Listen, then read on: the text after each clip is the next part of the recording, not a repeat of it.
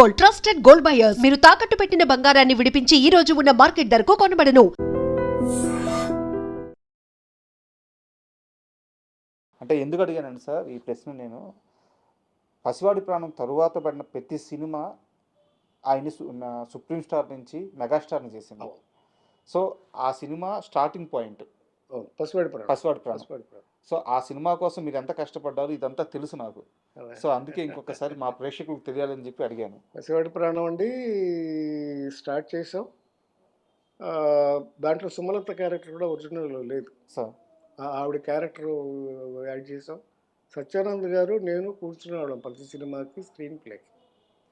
నేను ఎప్పుడు పేరు వేసుకోలేదు కానీ బిహైండ్ ద స్క్రీనే వర్క్ చేసేవాళ్ళం. సార్ మనకు కావాల్సిన పాయింట్లు అన్నీ పెట్టి 6 పాటలు పెట్టాం. పక్కా కమర్షియల్ మూవీ, పక్కా కమర్షియల్ పిక్చర్ అయిపోయింది. ఫైట్లుగానే ఉన్నాయి, కథగానే ఉంది. ఇద్దరు హీరోయిన్లు ఉన్నారు, విజయశాంతి, సుమలత, ఇద్దరు హీరోయిన్లు గ్లామర్ ఉంది. ప్లస్ మెయిన్ కథ థీమ్గానే ఉంది. చాలా అందుకే సూపర్ హిట్ అయిపోయింది. సార్ ఒక సీరియస్ క్వశ్చన్ ఉంది, చాలామందికి ఈ ప్రశ్నకు సమాధానం తెలుసుకోవాలని ఉంది, కరెక్ట్గా చెప్పే మనిషి లేడు. మీరే దీనికి కరెక్ట్ పర్సన్ అనిపిస్తుంది. చిరంజీవి గారి కెరీర్లో, ఆయన సక్సెస్లో అల్లు అరవింద్ గారి పాత్ర ఎంత, ఆయన కష్టం ఎంత? చాలా ఉందండి, చాలా ఉంది. ఎందుకంటే చిరంజీవి గారి కంటే కూడా అల్లు రామలింగయ్య గారి ద్వారా వాళ్ళ కొడుకుగా ఆయనకి సినిమా ఇండస్ట్రీలో మంచి పేరు ఉంది అప్పటికే. సార్ ప్లస్ ఆయన ప్రొడ్యూసర్గా కూడా అప్పటికే చాలా సినిమాలు తీసుకున్నారు. సత్యనారాయణ గారితో తీశారు సినిమాలు, బంట్రోత్ భార్య తీశారు. ఇలా అప్పటికే సినిమాలు తీసి ప్రొడక్షన్ చేస్తున్నారు. సో ఆయన అనుభవం ఆయనకు బాగా ఉపయోగపడింది చిరంజీవి గారికి. ఆయన శ్రమ పడకుండా ఆయన కరెక్ట్గా ప్లానింగ్ చేసుకుంటూ వెళ్ళడానికి main bone of the Chiranjeevi success is Allu Aravind కంప్లీట్గా. సో ఆయన ప్లానింగ్ కానీ ఆయన ఇది కానీ అన్నీ పర్ఫెక్ట్గా ఉండటం, ఆయనకి స్ట్రెయిన్ అవ్వకుండా ఆయన్ని నిలబెట్టినటువంటి ఘనత అల్లు అరవింద్ గారిది. మీకు తెలిసి ఏదైనా ఒక పర్టికులర్ సిచ్యువేషన్ ఆయన హ్యాండిల్ చేసింది గుర్తుందా మీకు? చిరంజీవి గారి కోసం అల్లు అరవింద్ గారు పడ్డ ఆ శ్రమ కానీ అన్నీ అండి. ఆయన 100 days ఫంక్షన్స్ కానీ అన్నీ, ప్రతి సినిమా ఆయనకి ఏ హీరోకి అలా ఉన్నాయండి. సంవత్సరానికి ప్రతి బర్త్డేకి ఓ పిక్చర్ 100 days ఫంక్షన్ ఆడేది. ఎలా వచ్చేది 100 days? ప్లానింగ్, అట్లా ప్లానింగ్ చేసేవారు మొదటి నుంచి. సినిమా ఎప్పుడు మొదలు పెడతాము, ఎప్పుడు ఫినిష్ అవుతుంది, August 22nd 100 days ఫంక్షన్ చేయాలి. అలా ప్లాన్ చేస్తే ఆ 10 ఏళ్ళు చేసేవాళ్ళు ఆయన.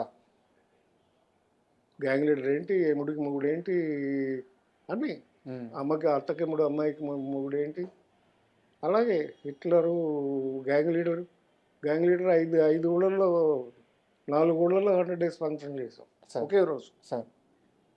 తిరుపతి, హైదరాబాదు, వేలూరు, విజయవాడ. సో ఇంత ప్లానింగ్, ఆయన సర్కిల్ మెయింటైన్ చేయడం కూడా అరవింద్ గారు అలా మెయింటైన్ చేసేవారు. హీరో గారి కష్టం హీరో గారు పడి ఆయన కాంటాక్ట్స్ ఆయనకు ఉండేవి.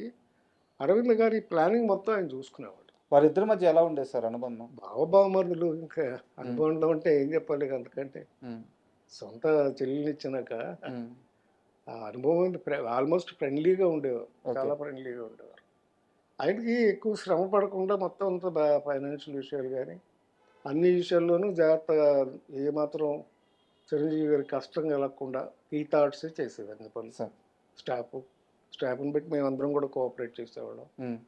ప్రొడ్యూసర్గా కూడా కొంతమంది మేము ఏంటంటే, నేను కానీ కేఎస్ రామారావు గారు కానీ మేమందరూ చిరంజీవి గారితో ఓన్ చేసుకునేవాళ్ళం.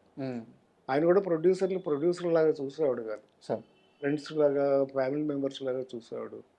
సో నేనైతే ఆల్మోస్ట్ ఒక రోజులో 12 గంటలు ఆయనతోనే ఉండేవాడిని ప్రతిరోజు. పొద్దున్నే ఆయన జిమ్కి వెళ్ళిన దగ్గర నుంచి, జిమ్కి వెళ్ళేటప్పుడు నన్ను ఎక్కించుకెళ్ళేవాడు. అలాగే సాయంకాలం షూటింగ్లు అయిపోయే వరకు అట్లా కలిసి ఉండేవాడు. ఇక్కడ హైదరాబాద్ వచ్చిన తర్వాత కొంచెం తగ్గిపోయింది. ఇక పాలిటిక్స్ వచ్చిన తర్వాత నేను వెళ్ళటం తగ్గించాను. నిజంగా హైదరాబాద్ వచ్చిన గ్యాప్ వచ్చిందా, పొలిటికల్ వల్ల గ్యాప్ వచ్చిందా? హైదరాబాద్ వచ్చిన తర్వాత కాదండి, పొలిటికల్ వల్ల గ్యాప్ వచ్చింది. ఎందుకంటే బేసికల్గా నాకు పాలిటిక్స్ ఇష్టం లేదు. ఈ గ్యాప్ నారాయణరావు ఏరి కోరి కాన్షియస్గా తీసుకున్న గ్యాప్ అని చెప్పి చాలామంది చెప్తారు, నిజమేనా? అదేం కాదండి. అంటే నేను బిజీగానే ఉన్నాను.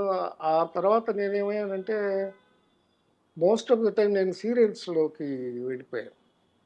నేను ఆల్మోస్ట్ 'హిట్లర్' తర్వాత చిరంజీవి గారితో కలిసి నేను పనిచేసిన సినిమా లేదు. అవును. 25 ఇయర్స్ పైన అయిపోయింది. ఉమ్, ఆ తర్వాత నేను టీవీ ఛానల్స్‌లోకి వెళ్ళటం నేను బిజీగానే ఉన్నాను అప్పటికి. ఇంకా ఓపెన్గా మాట్లాడుకుందామా? అంతకంటే ఏముంది చెప్పండి. చిరంజీవి గారు ప్రజారాజ్యం పార్టీ పెట్టడం మీకు అస్సలు ఇష్టం లేదు. నేను ఆయనతోనే చెప్పేవాడినండి. ఉమ్, మాకు అప్పుడప్పుడు ఏం చేశానంటే సరదాగా మా ఫ్రెండ్స్ అంతా ఉన్నప్పుడు, ముఖ్యంగా మెయిన్ ఫ్రెండ్స్ ఉన్నప్పుడు, బాపినీడు గారు కానీ, నేను కానీ మేమంతా ఉన్నప్పుడు డిబేట్ లాగా పెట్టేవాడు. ఉమ్, ఏమయ్యా నేను చేస్తే ఆ పాలిటిక్స్లోకి వెళ్తే ఎలా ఉంటుంది, వెళ్ళకపోతే ఎలా ఉంటుంది ఉమ్, అని ఇలా డిస్కస్ చేసుకునేవాడు. నేను మొదటి నుంచి చెప్పాను, నీకెందుకు, ఉమ్, వై, నీకు రావాల్సిన ఆదరణ వచ్చేసింది, um, you can make your star maker, నువ్వెందుకు ఇప్పుడు పాలిటిక్స్లోకి వెళ్ళాల్సిన అవసరం ఏముంది నీకు ఉమ్, అనేసి నాకు నాకు ఇష్టం లేదు యాక్చువల్గా. సార్. సో బట్ హీ ఆయనకి ఇష్టం, వెళ్ళాడు, కావాలనుకున్నారు, చేశారు, రిజల్ట్ చూశాను కదా, సార్, అదే విషయం. చివరిసారిగా ఎప్పుడు కలిసారు చిరంజీవి గారిని? మేము రెగ్యులర్గా కలుస్తూనే ఉంటామండి. సార్. మా అబ్బాయి పెళ్ళికి వచ్చారు, మా అమ్మాయి పెళ్ళికి వచ్చారు, వాళ్ళ ఇంట్లో ఏదైనా ఫంక్షన్ ఉంటే, మెయిన్ ఫంక్షన్లు ఉంటే అన్నిటికి వచ్చాం. చరణ్ పెళ్ళికి వెళ్ళాం, ఉమ్,